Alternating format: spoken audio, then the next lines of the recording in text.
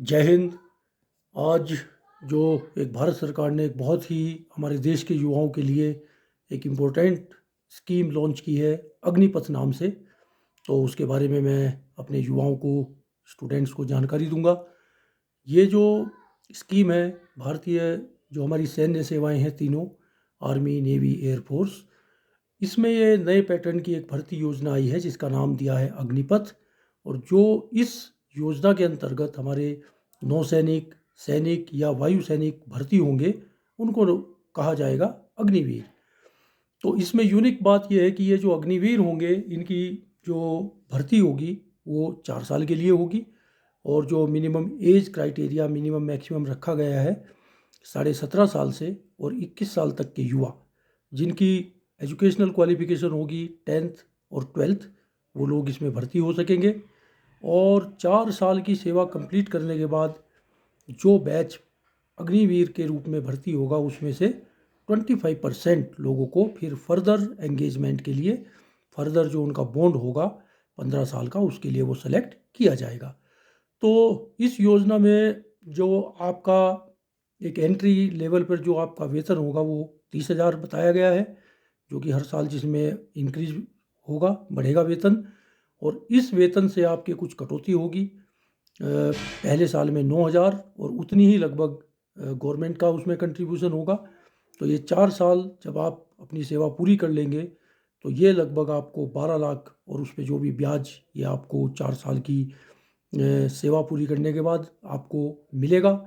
और ये पूरा बताया गया है इसमें कि इनकम टैक्स नहीं होगा इस पूरी धनराशि पे, और ग्रेच्युटी नहीं है। इसके अलावा सेवा में रहने के दौरान जो आपके लिए एक इंश्योरेंस की सुविधा है, अगर कोई कैजुअलिटी हो जाती है तो उसके लिए प्रोविजंस किए गए हैं।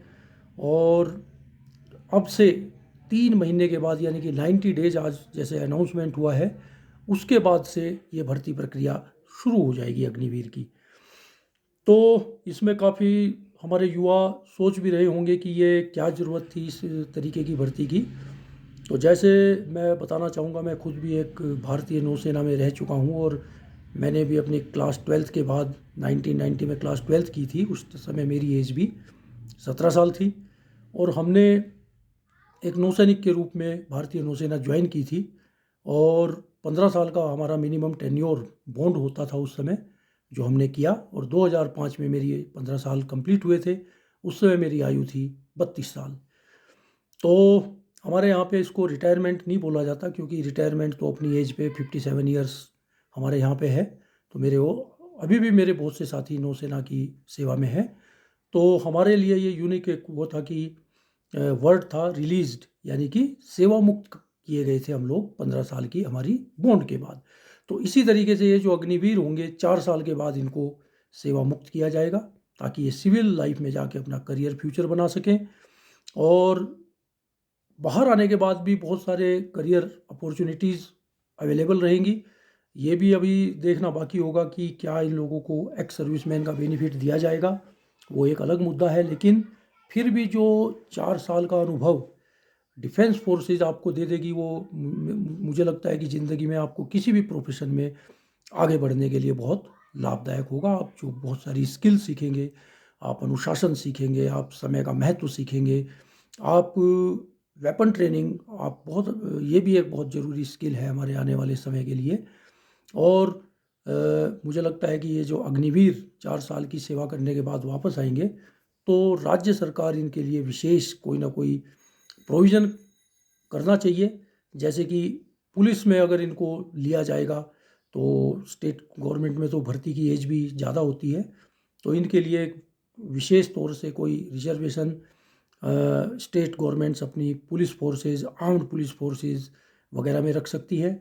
उसके अलावा जहाँ जहाँ भी एक मिलिट्री स्किल की ज़रूरत पड़ती है, एक सिक्योरिटी और डिफेंस के एटमॉस्फेयर में रहने वाले आदमी के एक्सपीरियंस की ज़रूरत पड़ती है, बैंकिंग में, सुरक्षा के लिए, या और भी कहीं जहाँ भी ऐसे हमारे इंडस्ट्रियल सिक्योरिटी है, हमारी सिक्योरिटी रिक्वायरमेंट्स काफ़ी बढ़ेंगी आने वाले भविष्य समय में भी, तो वहाँ ये अग्निवीर अपनी सेवा दे सकेंगे। तो ये एक बड़ी अच्छी योजना है। और जो युवा जिनको एक जज्बा है देश के लिए अपना कुछ समय देने का, तो उनके लिए बहुत अच्छी योजना है।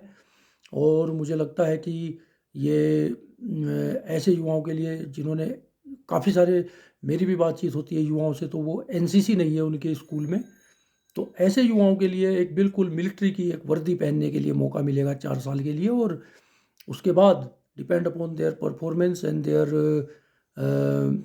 फ्यूचर, वो 25% उनको रिटेन भी किया जाएगा रेगुलर इंडक्शन के लिए। तो एक अगर 17 साल, 17.5 साल जैसे एज रखी गई है, तो 4 साल आप कंप्लीट करके 21, 22 साल की एज में अगर आ रहे हैं और आपके पास 12 लाख प्लस का अमाउंट है, तो आप अपना कुछ भी एक काम भी शुरू कर सकते हैं, फिर से आप अपनी पढ़ाई भी शुरू कर सकते हैं और कॉलेज में एडमिशन ले सकते हैं।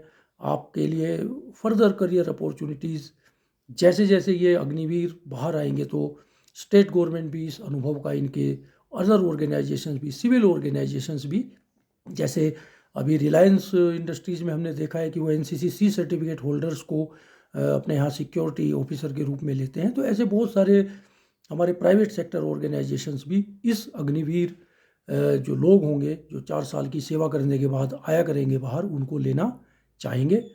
तो मुझे लगता है कि ये एक बहुत अच्छी करियर अपॉर्चुनिटी रहेगी हमारे देश के युवाओं के लिए। जो उनका यूथ है, जो उनकी ऊर्जा है इस टाइम में, जो वो हमारे देश के काम आएगी, सेनाओं के काम आएगी। इससे हमारे देश की जो सेनाओं की जो एक औसत आयु है वो भी घटेगी और हमारे पास एक बिल्कुल ready to fight man power मौजूद रहेगी डिफेंस फोर्सेस में। तो ये एक अच्छी अपॉर्चुनिटी है देश के युवाओं के लिए और आने वाले समय में देखते हैं कि काफ़ी हमारे युवा इसमें भर्ती होंगे। और इन्हीं शुभकामनाओं के साथ जय हिंद। और आप लोग ज़रूर अपने आप को अभी से तैयार करना शुरू कर दीजिए अग्निवीर के पहले बैच में भर्ती होने के लिए। All the best. Thank you.